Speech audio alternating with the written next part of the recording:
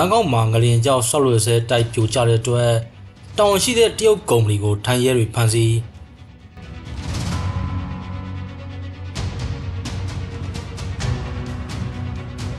ထိုင်းနိုင်ငံမှာမတ်လအတွင်းကလှုပ်ခတ်ခဲ့တဲ့အင်အားပြင်းမြင်ကလင်ကြောင့်ဆောက်လုပ်ဆဲအထက်မြင့်တိုက်ပြိုကျမှုမှာ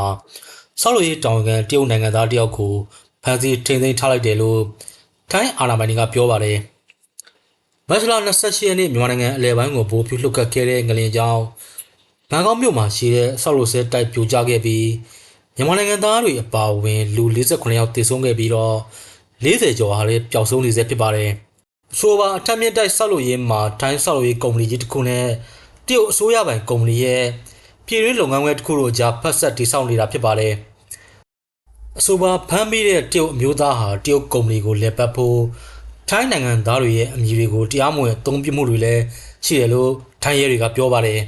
။အာဏာပိုင်တွေကကုမ္ပဏီအမှုဆောင်ရဲ့ဒီနေရာကိုရှာဖွေပြီးတိုက်ပြိုကျမှုကိုဖြစ်စေတဲ့တရားမဝင်လှုပ်ဆောင်မှုတွေရှိမရှိကိုစုံစမ်းစစ်ဆေးသွားမယ်လို့ဆိုပါတယ်။အဆိုပါအဆောက်အဦအတွက်တံမဏိတင်သွင်းတဲ့တရုတ်ကုမ္ပဏီတာဝန်ရှိသူတွေကိုဆောက်လုပ်ရေးမှာအသုံးပြုတဲ့ကုန်ကျန်းတချို့ခံကန့်မှုစံနှုန်းတွေနဲ့မကိုက်ညီတာကြောင့်ဧပြီလ17ရက်နေ့ကတည်းကရှာဖွေနေခဲ့ကြတာဖြစ်ပါတယ်။